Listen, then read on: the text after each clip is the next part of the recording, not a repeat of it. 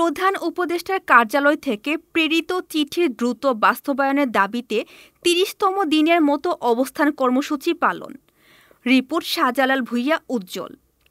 বাংলাদেশে তৃতীয় ধাপে জাতীয়করণ হতে বাদ পড়া চলমান যোগ্য বেসরকারি প্রাথমিক বিদ্যালয় জাতীয়করণের আওতাভুক্ত এবং ৩ ফেব্রুয়ারি প্রধান উপদেষ্টার কার্যালয় থেকে প্রেরিত চিঠি দ্রুত বাস্তবায়নের দাবিতে গতকাল ৩০তম দিনের মতো অবস্থান কর্মসূচি পালন করেছে বাংলাদেশ বেসরকারি প্রাথমিক শিক্ষক সমিতি।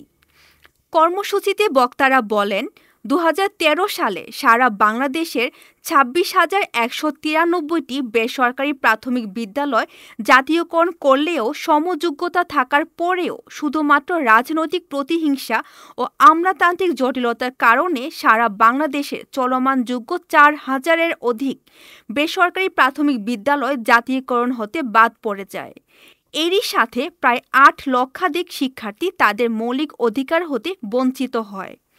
২০১৫ সাল হতে আমরা জাতীয়করণের দাবিতে জাতীয় প্রেস ক্লাবের সামনে ২০১৮ সালে ১৮ দিন, ২০১৯ সালে ৫৬ দিন সহ ২০২৪ সালে ১০ ও ১১ সেপ্টেম্বর এবং সর্বশেষ ২০২৫ সালের ২৪ থেকে ২৭ জানুয়ারি পর্যন্ত আমাদের কর্মসূচি পালন করেছি।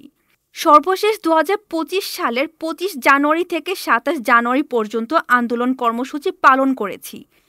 ২৫ থেকে ২৭ জানুয়ারি আন্দোলনের ফলে মাননীয় প্রধান উপদেষ্টার কার্যালয় থেকে একটি চিঠি মন্ত্রণালয়ে ইস্যু করা হয়। এই চিঠি দ্রুত বাস্তবায়নের জোর দাবি জানাচ্ছি।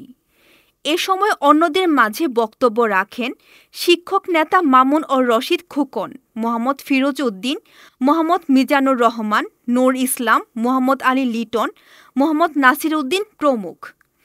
এতক্ষণ আপনাদের সাথে ছিলাম রেহানা সুলতানা প্রীতি। পরবর্তী নিউজ আপডেট পেতে চোখ রাখুন news24bd.net এর ফেসবুক পেজ এবং ইউটিউব চ্যানেলে। ধন্যবাদ।